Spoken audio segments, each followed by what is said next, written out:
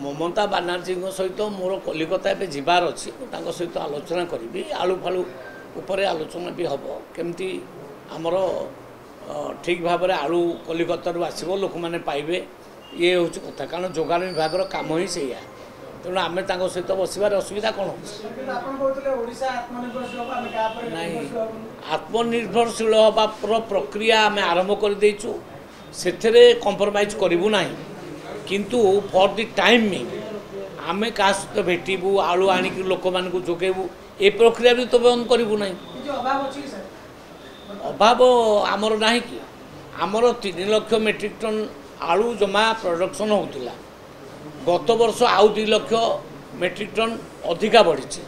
अर्थात 5 lakh metric ton आलू बर्तमान प्रोडक्शन होशा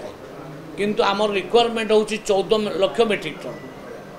ता माने आहरी 9 लाख मेट्रिक टन आवश्यकता अच्छी आम वेस्ट बेंगल आणबू कि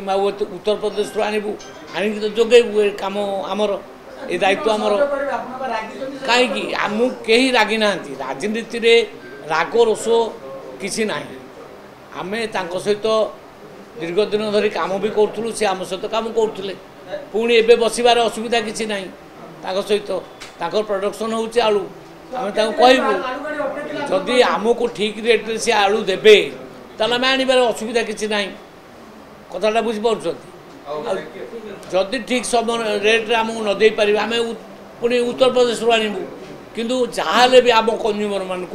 आम आलू जोगेवा दायित्व आमर आम जोगेबू से केसटा ए बाली फाली चोरी केसटा रेवेन्यू मिनिस्टर कोटारे जाऊँगी पचारे आपण मैंने बेटर से उत्तर देवे।